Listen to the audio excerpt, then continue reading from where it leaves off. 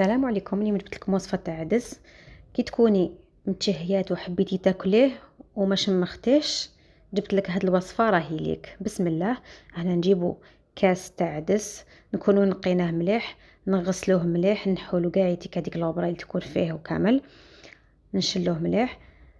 هنا نجيبو كوكوطه، نفرغوا هذاك العدس اللي غسلناه، نزيدو عليه حبه تاع بصل تكون صغيره. انا بالنسبه ليا هاد الكميه تاع كاس نص رطل تاع عدس درت لها حبه بصل صغيره، حبه طوماطيش، حبه تاع زروديه تكون متوسطه، 5 فصوص ثوم.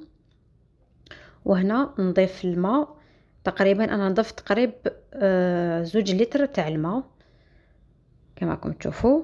ومن بعد نزيدو مغرفه تاع طماطم مصبره، نص ملعقه كبيره تاع ملح.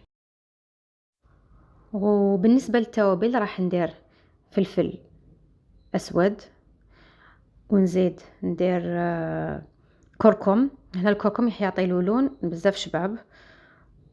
وزدت راس الحانوت، اللي ما عندوش راس الحانوت تقدر دير القزبر.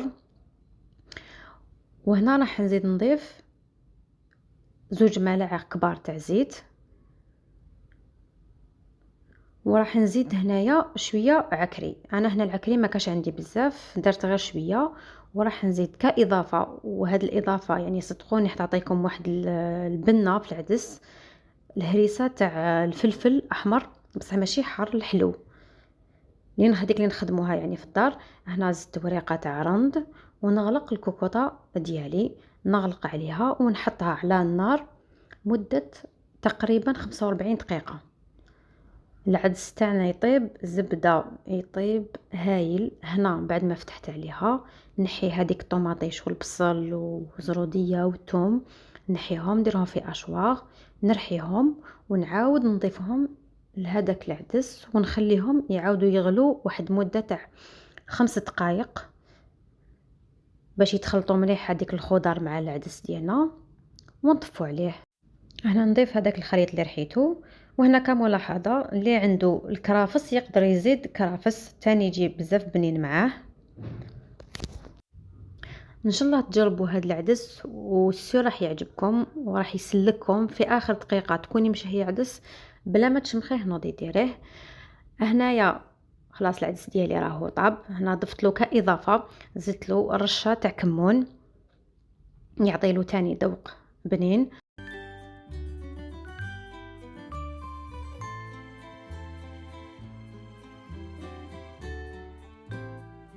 وهنا كي ندير العدس تاعي نحطه في طبق تاع التقديم، راح نضيف له شويه زيت زيتون ورشه تاع قزبر حشيش، واللي يحب يزيد عصره قارص يزيد له.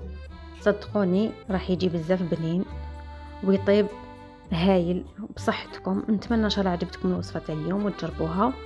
ما تنسوش تشتركوا في القناه. سلام.